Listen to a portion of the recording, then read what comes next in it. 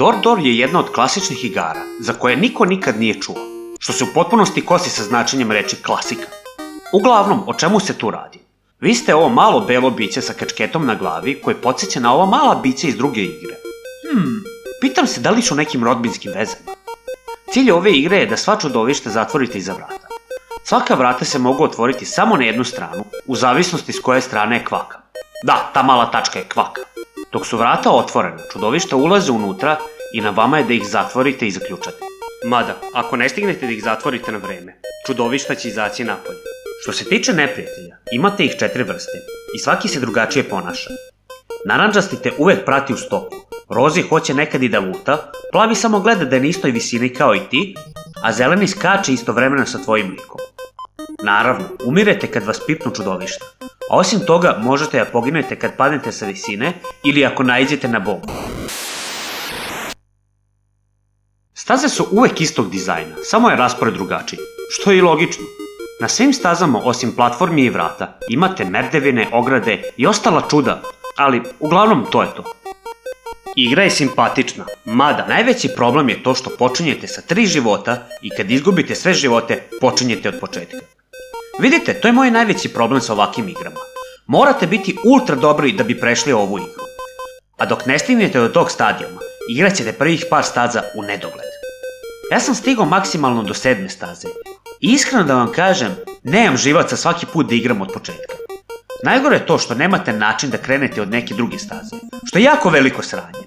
Znate, voleo bih da mogu da vam pokažem više staza, ali ovo je moj maksimum dokle mogu da stignem. Ja zaista ne znam šta bi mogo reći više o ovoj igri. Rekao sam sve što je najbitnije. Da ova epizoda ne bi bila ovako kratka, odlučio sam da ubacim još par igara. Drugim rečima, ova epizoda će biti 4 u 1.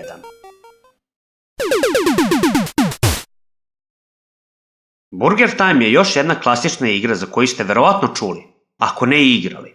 Koncept je sličan kao u prethodnoj igri, ali umesto čudovišta, vi ste kuvar kome je cilj da napravi pljeskavice, tako što gazi po njima dok beži od kobasica i jaja. U ovoj igri ne možete da skačete kao u prošloj, mada možete da bacite biber na kobasice, da ih ne osposobite na kratko. Takođe, možete da ih ubijete tako što ćete baciti parče hrane na njihove glave. Kada izgazite hranu, ona pada za jednu platformu niže, ali ako se neprijatelji nađu na hrani kad krene da pada, onda će nekoliko platformi pasti dole i ubiće kogod da se našao na hrani, što je izuzetno korisno. Ali na kraju džaba što ih ubijate, pošto svi se oni vraćaju nazad da vas vijaju, i to relativno brzo. Zapravo, ovo je prilično teška igra i ne mogu da pređem drugu stazu. Koliko god da se trudim, uvek me navataju kobasice. Kako ja sad da igram ovu... Pogotovo kad cela igra zapeni! Ovo se samo na ovoj konzoli može desiti. Šta je ovo? Sunđer Bobe, jer si to ti? Žao mi je, ali ja nemam živaca za ovo. Zar nisi rekao da očekujemo mnogo vrata u epizodi? Šta je sad ovo? Hoćete više vrata? Biće.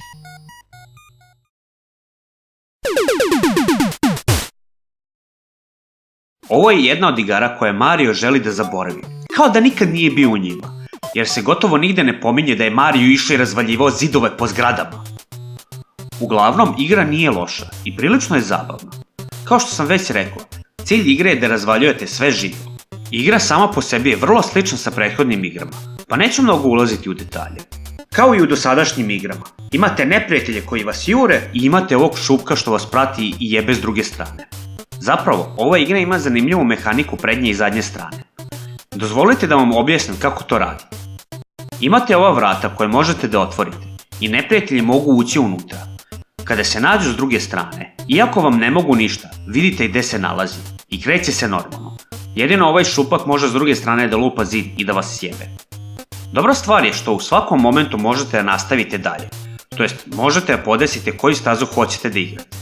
A pored toga imate opciju sami da pravite svoje staze. Isto kao i u Excitebike, imate opciju Save i Load, što, naravno ne radi. Ja znam da su te opcije namenjene za Famicom Disk System, što je ekspanzija za originalni Famicom, gde su igre dolazile na posebnim floppy diskovima. Ali, moje pitanje je i dalje, zašto nisu imali 2 verzije, jednu za floppy, a drugu za cartridge? Pa, u svakom slučaju, Igra nije loša i idemo dalje.